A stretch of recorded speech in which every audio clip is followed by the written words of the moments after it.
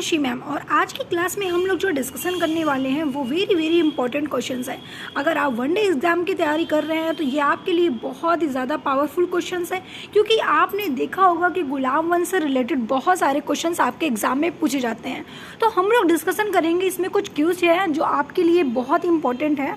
गुलाम वंश में जितने भी आपके सुल्तान बने, कितने लोगों ने सुल्तान बने, उससे रिलेटेड जितने भी क्वेश्चंस थे, जैसे कि आपका कुतुबुद्दीन ऐबक है, ठीक है। सबसे पहले आपका आएगा कुतुबुद्दीन ऐबक के बारे में, इल्तुतमिश के बारे में, आराम शाह के बारे में, बहराम शाह के बारे में, एंड आपका रजिया सुल्तान के बारे में, बलवन के बारे में। इन सब से रिलेटेड जितने भी क्वेश्चंस आपके बन रहे हैं उस आपके इस वीडियो में, पूरी वीडियो में आपको पूरे क्वेश्चंस आपको बताए जाएंगे। इस वीडियो को लास्ट तक जरूर देखिएगा।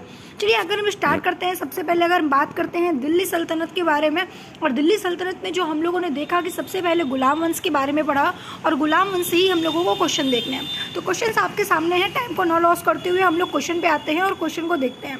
जैसे कि आप देख रहे हैं, सबसे पहला क्वेश्चन आपका दिया हुआ है।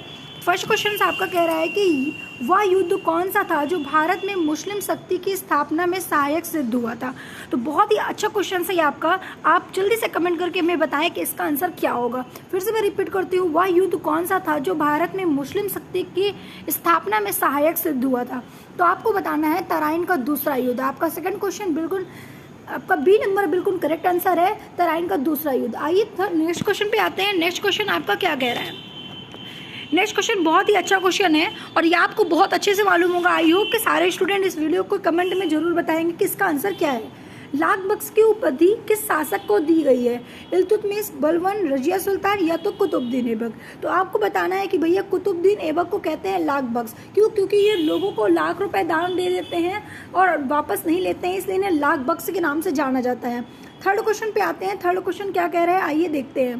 थर्ड क्वेश्चन है आपका कि वह मुस्लिम आक्रमणकारी जिसने नालंदा विश्वविद्यालय को नष्ट किया था। आप जल्दी से कमेंट करके बताइए कौन सा आंसर बिल्कुल सही होगा। अलाउद्दीन खिलजी, मोहम्मद बिन तुगलक, मोहम्मद बिन बख्तियार या मोहम्मद बिन कासिम। तो आपका आंसर होने वाला है कौन सा, नंबर सी आंसर बिल्कुल करेक्ट है। और ये आपके लिए वेरी इंपॉर्टेंट क्वेश्चन है, इसलिए आप इसे जरूर देखिएगा। नेक्स्ट क्वेश्चन की अगर बात करते हैं, नेक्स्ट क्वेश्चन आपका क्या पूछ रहा है, पहली मुस्लिम महिला कौन थी जिसने भारत को शासन किया था। ठीक है, पहली मुस्लिम महिला कौन थी जिसने भारत पर शासन किया था। बहुत ही अच्छा और बहुत ही सिंपल सा क्वेश्चन है। ये क्वेश्चन सारे स्टूडेंट को पता होना चाहिए। अगर आप एक वनडे प्रिपरेशन कर रहे हो, अगर आपको एसएससी का एग्जाम देना है, एनीबॉडी किसी भी एग्जाम अगर आपको देना है, तो ये क्वेश्चन तो बहुत ईजी है और सभी स्टूडेंट को पता है कि पहली मुस्लिम महिला कौन थी जिसने भारत पर शासन किया था। रजिया सुल्तान, मुमताज, नूर शाह या उपयुक्त में से कोई नहीं। तो आपका आंसर क्या होगा, आप मुझे कमेंट करके जरूर बताइएगा। तो आंसर नंबर आपका ए बिल्कुल करेक्ट आंसर है।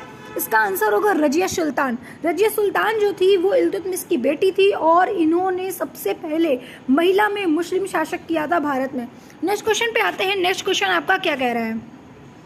नेक्स्ट क्वेश्चन देखिए क्या कह रहा है, बहुत ही अच्छा क्वेश्चन है कि निम्न में से तोमर शासक ने दिल्ली शहर को नींव डाली थी। किसने डाली थी, अनंगपाल ने, वज्रता ने या फिर रुद्रा ने। तो आपका आंसर होगा भैया ए नंबर बिल्कुल करेक्ट आंसर है। ठीक है, चलिए अब जितने भी स्टूडेंट को आंसर पता है तो वो हमें कमेंट करके जरूर बताएंगे कि इसका आंसर क्या होगा। ठीक है, चलिए आते हैं नेक्स्ट क्वेश्चन पे आते हैं। नेक्स्ट क्वेश्चन आपका क्या कह रहा है। नेक्स्ट क्वेश्चन आपके स्क्रीन के सामने है। तराइन का युद्ध 1192 में किसने किसको हराया था। बहुत ही अच्छा युद्ध, बहुत ही अच्छा क्वेश्चन है आपका। देखिए तराइन के 3 युद्ध हुए थे, प्रथम युद्ध, द्वितीय युद्ध और तृतीय युद्ध। ठीक है, तराइन का प्रथम युद्ध जो था 1191 में, दूसरा 1292 में और तीसरा 1215 में था। ठीक है, तो तराइन का 3 युद्ध हुआ था। अगर बात करते हैं हम लोग 1192 में कौन सा युद्ध हुआ था, तो सबको पता है कि जो दूसरा युद्ध था वो 1192 में हुआ था। तो इसका आंसर क्या होगा, आप जल्दी से हमें कमेंट करके बताइए। देखिए पृथ्वीराज चौहान मोहम्मद गौरी को हराया था, या महमूद गजनवी ने पृथ्वीराज को हराया था, राज चौहान ने महमूद गजनवी को हराया था, या फिर मोहम्मद गौरी ने पृथ्वीराज को हराया था। तो आपको पता होना चाहिए कि इसका आंसर डी नंबर बिल्कुल करेक्ट है। मोहम्मद गौरी ने पृथ्वीराज को हरा दिया था, क्योंकि यहाँ पे जयचंद्र ने इनका साथ नहीं दिया था। ठीक है, चलिए अगर आपको इसकी पूरी स्टोरी जानना है तो डिस्क्रिप्शन पे आपको लिंक मिल जाएगा, प्रशांत एकेडमी आप सर्च करिए, वहाँ पे आपको पूरी डिटेल्स के साथ क्लासेस मिल जाएंगी। जो वो अगर आप एक बार क्लास कर लेते हैं, उसके बाद जब आप क्यूज सॉल्व करने बैठेंगे तो आपको लगेगा रियली एक भी क्वेश्चन हमारे नहीं छूट रहे हैं। अगर आप अभी सॉल्व कर रहे होंगे क्वेश्चन और आप क्वेश्चन नहीं सॉल्व कर पा रहे हैं, इसका मतलब आपने डिटेल्स में नहीं पढ़ा है। एक बार जाकर जरूर क्लास देखिए। चलिए आते हैं नेक्स्ट क्लास के बारे में। मोहम्मद गौरी ने अपने जीते हुए क्षेत्र के प्रशासन के लिए किसको नियुक्त किया था। मोहम्मद गौरी ने अपने क्षेत्र जीते हुए प्रशासन के लिए किसको नियुक्त किया था? आप जल्दी से बताइए। तो आपका क्या आंसर होगा? रशदुद्दीन ने, इल्तुतमिश ने, कुतुबुद्दीन ऐबक या मलिक कफूर? तो आपको बता दिया जाए कि यहाँ पे जो मोहम्मद गौरी थे, ठीक है, जब मोहम्मद गौरी की यहाँ पे स्टोरी खत्म हो जाती है तो इन्होंने जो प्रशासन के लिए नियुक्त किया था, किसको किया था? तो आपका आंसर होगा कुतुबुद्दीन ऐबक को किया था। कुतुबुद्दीन ऐबक को किया था। कुतुबुद्दीन ऐबक बहुत ही भरोसेमंद इल्तुतमिश का आदमी था, और जो साथ ही साथ इन्हीं को हम लोग लाख बख्श के नाम से जानते हैं, जैसा कि आपने अभी क्वेश्चन देखा था, ठीक है। और उसके अलावा अगर बात किया जाए कुतुबुद्दीन ऐबक के बारे में, तो आप बहुत अच्छे से जानते हैं कि 2.5 दिन का झोपड़ा भी कुतुबुद्दीन ऐबक ने बनाया था, जो अजमेर में है। कुतुब मीनार भी इन्होंने बनाया था, जो दिल्ली में आप सभी को मालूम है। तो इनसे रिलेटेड कई क्वेश्चन हैं जो आप लोग जरूर पढ़िएगा एक बार, ठीक है। चलिए नेक्स्ट क्वेश्चन पे आते हैं। नेक्स्ट क्वेश्चन क्या कह रहा है? नेक्स्ट क्वेश्चन आपका, रजिया सुल्तान पहली महिला जो दिल्ली की गद्दी पर बैठी थी, वह किसकी पुत्री थी? देखिए बहुत ही अच्छा क्वेश्चन है। अभी जस्ट आपने क्वेश्चन पढ़ा है, ठीक है। इससे पहले आपने जो देखा, यहाँ पे रजिया सुल्तान से एक क्वेश्चन पूछा गया था कि रजिया सुल्तान पहली महिला कौन बनी थी, ठीक है। भारत में पहली महिला मुस्लिम में कौन पहली महिला बनी थी, ठीक है। कौन शासन किया, कौन सुल्तान की बना था? तो आपने बताया कि रजिया सुल्तान है। यहाँ पे दूसरा क्वेश्चन पूछ रहा है कि जो पहली महिला रजिया सुल्तान जो बनी थी वो किसकी पुत्री थी? मोहम्मद गौरी की, मोहम्मद गजनी की, या फिर इल्तुतमिश की, या फिर अलाउद्दीन खिलजी की? तो आपको बता दिया जाए, मोहम्मद गौरी की तो बेटी हो ही नहीं सकती, क्योंकि मोहम्मद गौरी की कोई बेटी नहीं थी, ठीक है। मोहम्मद गजनी की भी नहीं थी, और यहाँ पे आता है अलाउद्दीन खिलजी और इल्तुतमिश। मैं आपको बता दूँ, अलाउद्दीन खिलजी की भी नहीं हो सकती, क्योंकि हम आपको पढ़ा के रहे गुलाम वंश, और गुलाम वंश में खिलजी का कोई लेना देना नहीं है। तो इसका आंसर क्या होगा? इल्तुतमिश होगा, ठीक है। देखिए कभी कभी क्या होता है कि ऑब्जेक्टिव क्वेश्चन जब आता है तो हम लोग कन्फ्यूज होते हैं कि यार कौन सा होगा। कभी कभी क्या होता है, माइंड से निकल जाता है यार कौन सा आंसर होगा, क्योंकि सारे नेम्स तो वैसे ही रहते हैं, याद भी नहीं रहता। कभी कभी ऐसा डाउट आप लोगों को हो जाता है। तो हमेशा याद रखिएगा, 4 क्वेश्चन अगर आपके दिए हैं, 4 ऑप्शन आपके पास हैं, तो 4 ऑप्शन में सबसे पहले उस ऑप्शन को आपको रिमूव करना है जो हो ही नहीं सकता। उनको मत देखिएगा, जो हो सकता है उनको हटाइएगा, जो नहीं हो सकता। जैसे कि मैंने बताया कि मोहम्मद गौरी यहाँ पे बिल्कुल नहीं हो सकते, क्योंकि मोहम्मद गौरी गुलाम वंश वाले में है ही नहीं है, ठीक है। तो मोहम्मद गौरी की तो यहाँ पे कहानी ही नहीं है, तो मोहम्मद गौरी को हम साइड पे रख दे रहे हैं, ठीक है। उसके बाद मोहम्मद गजनी की बात यहाँ पे है, मोहम्मद गजनी की बात भी हम नहीं कर सकते हैं, ठीक है। ये हम लोगों ने पढ़ा था स्टार्टिंग में, आपको पता होना चाहिए, ठीक है। ये 3 ऐसे सुल्तान थे जो शासक किया इन्होंने, मुस्लिम में शासक किया। तो सबसे पहले इन्होंने ये ही आए थे, मोहम्मद बिन कासिम और मोहम्मद गौरी और मोहम्मद गजनी। तो इनकी बात तो करनी ही नहीं है, ये इनको साइड पर रख देता है। अब आते हैं अलाउद्दीन खिलजी। तो अलाउद्दीन खिलजी को भी हमको साइड में रखना है, क्योंकि खिलजी वंश का है, और हम लोग क्वेश्चन किसकी सॉल्व कर रहे हैं? गुलाम वंश का सॉल्व कर रहे हैं, ठीक है। तो बचा क्या है आपका? इल्तुतमिश बचा हुआ है। तो आपका जो करेक्ट आंसर होगा वो क्या होगा? इल्तुतमिश होगा। इल्तुतमिश की बेटी थी रजिया सुल्तान, जो इल्तुतमिश ने पहले से बोल रखा था कि इसका अगला जो सुल्तान बनेगा वो मेरी बेटी रजिया सुल्तान बनेगी। इनकी बहुत अच्छी स्टोरी है, आप एक बार वीडियो को जरूर देखिएगा। चलिए नेक्स्ट क्वेश्चन पे आते हैं। नेक्स्ट क्वेश्चन आपका क्या कह रहा है?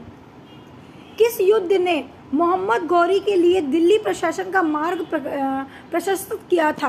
ठीक है, अब देखिए किस युद्ध ने मोहम्मद गौरी के लिए दिल्ली प्रशासन का मार्ग प्रशस्त किया था? अब आप मुझे बताइए कौन सा आंसर हो सकता है? तराइन का प्रथम युद्ध, तराइन का द्वितीय युद्ध, खानवा का युद्ध, या फिर पानीपत का युद्ध? तो आप कहोगे मैम मोहम्मद गौरी की बात हो रही है तो पानीपत का तो यहाँ पे स्टोरी नहीं है, इसको साइड में रखते हैं। ठीक है, खानवा का युद्ध से यहाँ पे कोई रिलेटेड नहीं है, इसको भी साइड में रखते हैं। मैम तराइन का प्रथम युद्ध या तो तराइन का द्वितीय युद्ध, इन दोनों में से एक होगा। अब आपको याद करना है कि कौन सा होगा, किस युद्ध में मोहम्मद गौरी के लिए दिल्ली प्रशासन का मार्ग प्रशस्त हुआ था। तो आपको बताना है कि बेटा दूसरा युद्ध में। ठीक है, चलिए नेक्स्ट क्वेश्चन पे बात करते हैं। क्वेश्चन नंबर 10वां है। आपका क्वेश्चन कह रहा है कि इल्तुतमिश ने कहा शिक्षा का केंद्र स्थापित किया। ठीक है, शिक्षा का केंद्र स्थापित किया, कहाँ पे किया था? जल्दी से एक बार कमेंट करके बताइए आप लोग। अगर आपको आंसर मालूम है तो आप जल्दी से कमेंट करके बताइए। और अगर आपको पूरी क्लासेस लेनी है, ठीक है, आपको वीडियो क्लासेस लेनी है पूरी यूट्यूब पे, आपको जो क्लासेस फ्री क्लासेस लेनी है, और साथ ही साथ आपको एकदम सिलेबस एकदम सीरियल वाइज से लेना है, आपको टॉपिक वाइज पढ़ना है, तो त्रिशांत एकेडमी का आप सबसे पहले ऐप डाउनलोड कर लीजिए, वहाँ पे आपको मिल जाएगा। वहाँ पे आपको क्लासेस परचेस करनी पड़ेगी, लेकिन ऑन यूट्यूब की अगर हम बात करते हैं तो वहाँ पे आपको फ्री मिल रहा है, कोई भी प्राइस आपकी लिए नहीं है। आप त्रिशांत एकेडमी ऑनलाइन यूट्यूब पे आप डाल सकते हैं, त्रिशांत एकेडमी बाय खुशी मैम हिस्ट्री, आपको मिल जाएगी पूरी क्लासेस, वहाँ पे मिल जाएगी हमारी पूरी फैकल्टी, साथ ही सारे सब्जेक्ट की फैकल्टी यहाँ पे है। ठीक है, जो आपको एक एक सब्जेक्ट आपको पढ़ा रही है, अलग अलग सब्जेक्ट पढ़ा रही हूँ मैं आपको, हिस्ट्री एंड बायो पढ़ा रही हूँ। तो अगर आपको हिस्ट्री की क्लासेस लेनी है तो त्रिशांत एकेडमी का जल्दी से ऑनलाइन यूट्यूब पे डालिए और पूरी क्लासेस अपनी सर्च करिए और अपने कंप्यूटर एग्जाम को स्ट्रॉन्ग करिए। चलिए अगर हम बात करते हैं नेक्स्ट क्वेश्चन की, इल्तुतमिश ने कहाँ शिक्षा का केंद्र स्थापित किया था? ठीक है, तो इसका आंसर क्या होगा? मुल्तान में। ठीक है, चलिए नेक्स्ट क्वेश्चन पे आते हैं। क्वेश्चन नंबर 11, क्वेश्चन नंबर 11 क्या कह रहे हैं, आइए देखते हैं। दिल्ली का सुल्तान बनने से पहले बलबन किस सुल्तान का प्रधानमंत्री था? बहुत ही अच्छा क्वेश्चन है।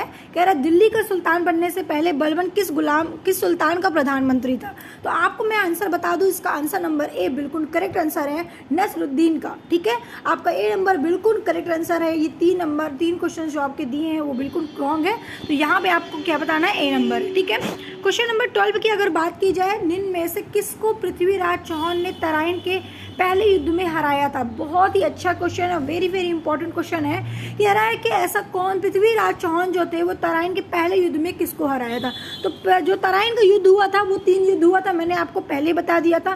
तो जो पृथ्वीराज चौहान थे उन्होंने मोहम्मद गौरी को, ठीक है, उन्होंने मोहम्मद गौरी को हराया था। तो इसका आंसर क्या होगा? मोहम्मद गौरी होगा, क्योंकि जो तराइन का प्रथम युद्ध और द्वितीय युद्ध हुआ था वो लड़ाई पृथ्वीराज चौहान के बीच में हुआ था, मोहम्मद गौरी के बीच में हुआ था। तो प्रथम युद्ध में जो थे वो पृथ्वीराज चौहान मोहम्मद गौरी को हरा दिए थे। प्रथम युद्ध में जयचंद्र जी भी थे, सेकंड युद्ध में जयचंद्र जी हट गए थे वहां से। ठीक है, उन्होंने पृथ्वीराज चौहान का साथ नहीं दिया था, इसीलिए सेकंड युद्ध में, तराइन का सेकंड युद्ध में, बैटल ऑफ तराइन, ठीक है, बैटल ऑफ तराइन का सेकंड युद्ध में जो हुआ था वहां पे पृथ्वीराज चौहान को हरा दिया गया था। मोहम्मद गौरी वहां पे जीत गए थे और पृथ्वीराज चौहान वहां पे हार गए थे। तो आपको याद रखना है कि द्वितीय युद्ध में जो है वो पृथ्वीराज चौहान हारे थे और प्रथम युद्ध में मोहम्मद गौरी को हराया गया था। तो इसका आंसर क्या होगा? मोहम्मद गौरी होगा। ठीक है, अब बात करते हैं नेक्स्ट क्वेश्चन के बारे में, डिस्कशन करते हैं। नेक्स्ट क्वेश्चन आपका कह रहा है, मोहम्मद गौरी ने पृथ्वीराज चौहान को किस युद्ध में हराया था? मोहम्मद गौरी ने पृथ्वी चौहान को किस युद्ध में हराया था? बहुत ही अच्छा क्वेश्चन है आपके एग्जाम के लिए। अब यहाँ पे देखना है कि जो मोहम्मद गौरी थे वो पृथ्वीराज चौहान को किस युद्ध में हरा दिए थे। ठीक है, तराइन का प्रथम युद्ध था, द्वितीय युद्ध था, तृतीय युद्ध था, कौन सा युद्ध था? और जैसे कि आप देख रहे हैं कि अभी जस्ट मैंने ये क्वेश्चन आपको बताया है, तो इसका आंसर आपको बताना है कि मोहम्मद गौरी ने पृथ्वीराज चौहान को किस युद्ध में हराया था। ठीक है, तो आपको बताना है भैया क्या आंसर हो सकता है इसका। ठीक है, तो आपका आंसर होगा प्रथम युद्ध। ठीक है, 1151 इसका बिल्कुल करेक्ट आंसर है। आइए सेकंड क्वेश्चन पे बात करते हैं, क्वेश्चन नंबर 14। चलिए नेक्स्ट क्वेश्चन पे बात करते हैं। नेक्स्ट क्वेश्चन की अगर बात की जाए, क्वेश्चन नंबर 14, क्वेश्चन नंबर 14 में आपका कह रहा है कि निम्न में से किस सुल्तान ने खलीफा से शासन का घोषणा पत्र प्राप्त किया था? तो इसका आंसर कौन सा होगा? आप जल्दी से कमेंट करके आंसर बताइए। ऑप्शन नंबर आपका दिया है, first number Iltutmish, second Balban, third number Firoz Shah Tughlaq और फोर्थ नंबर आपका दिया है अलाउद्दीन खिलजी। तो इसका आंसर कौन सा होगा? आप हमें कमेंट करके जरूर बताइएगा। अगर बात करते हैं इसके आंसर के बारे में तो इसका आंसर आपका बिल्कुल करेक्ट होगा, इल्तुतमिश। ठीक है, चलिए आइए नेक्स्ट क्वेश्चन पे बात करते हैं, क्वेश्चन नंबर 15 पे। क्वेश्चन नंबर 15 आपका क्या कह रहा है? ठीक है, क्वेश्चन नंबर 15 आपका वेरी वेरी इंपॉर्टेंट क्वेश्चन है, बहुत ही अच्छा क्वेश्चन है। किस सुल्तान ने खलीफा से शासन का घोषणा पत्र प्राप्त किया था? ठीक है, जस्ट वही क्वेश्चन आपका डबल आ गया है। ठीक है, तो इसका आंसर यहाँ पे देखिए हाईलाइट भी किया गया है, इसका आंसर होगा आपका क्या? इल्तुतमिश। ठीक है, अगर आप नेक्स्ट क्वेश्चन 60 नंबर क्वेश्चन की बात करें तो 60 नंबर क्वेश्चन यहाँ पे क्या कह रहा है कि दिल्ली सल्तनत का उद्धार करने वाला शासक कौन था? ठीक है, दिल्ली सल्तनत का उद्धार करने वाले शासक का नाम बताना है आपको। ऑप्शन आपके 4 दिए हुए हैं, कुतुबुद्दीन ऐबक, सिराज, इल्तुतमिश, गयासुद्दीन बलबन। तो इसका आंसर कौन सा होगा? आप जल्दी से हमें कमेंट करके बताइए। ठीक है, तो सबसे पहले हम लोग वो ऑप्शन को हटाते हैं जो हो ही नहीं सकता, जैसा कि आपका सिराज बिल्कुल नहीं हो सकता। ठीक है, गयासुद्दीन बलबन ये सबसे लास्ट में थे, इनकी भी यहाँ पे स्टोरी बिल्कुल भी नहीं है। तो आपका 2 बचता है, या तो कुतुबुद्दीन ऐबक थे या फिर इल्तुतमिश थे। तो आपको आंसर बताना है कुतुबुद्दीन ऐबक थे, क्योंकि कुतुबुद्दीन ऐबक के बाद ही इल्तुतमिश आए थे। ठीक है, नेक्स्ट क्वेश्चन को आप बात करते हैं। नेक्स्ट क्वेश्चन आपका क्या होगा?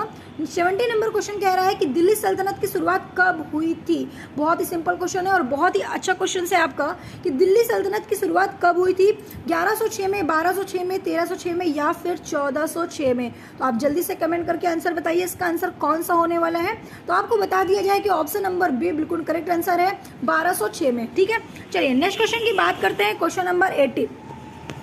क्वेश्चन नंबर 18 की अगर बात की जाए, ठीक है, तो क्वेश्चन नंबर 18 कह रहा है कि दिल्ली का पहला सुल्तान जो मुद्रा को नियमित प्रचलन में लाया और जिसने, ठीक है, जिसने दिल्ली को अपने साम्राज्य की राजधानी भी घोषित की थी। बहुत ही अच्छा क्वेश्चन है, फिर से एक बार रिपीट करते हैं, क्वेश्चन ध्यान से सुनिएगा कि दिल्ली का पहला सुल्तान जो मुद्रा को नियमित प्रचलन में लाया और जिसने अपने साम्राज्य की राजधानी भी घोषित की थी।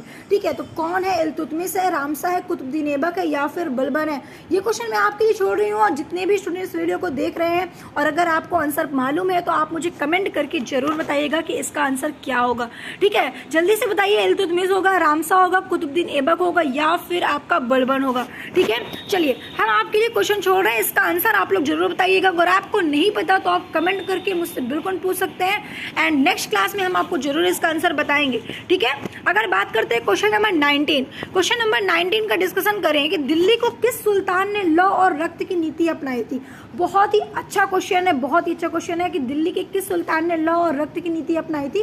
तो इसका आंसर क्या होगा? अलाउद्दीन खिलजी, गयासुद्दीन, बलबन या फिर इल्तुतमिश। तो आपको बता दिया जाए कि इसका आंसर क्या होने वाला है, तो आपको बताना है क्या, जल्दी से कमेंट करके बताइए कि दिल्ली सल्तनत में सुल्तान ने लौह और रक्त की नीति किसने अपनाई थी। तो आपको बताना है option number B. Option number B आपका बिल्कुल करेक्ट आंसर है। ठीक है, चलिए लास्ट क्वेश्चन है आपके एग्जाम पॉइंट के लिए, वेरी वेरी इंपॉर्टेंट क्वेश्चन है।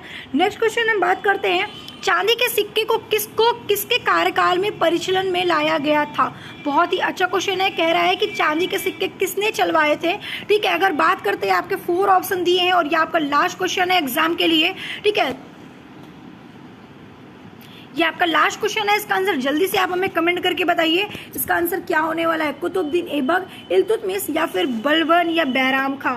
ठीक है, जल्दी से कमेंट करके बताइए कि चांदी के सिक्के किसने चलवाए थे।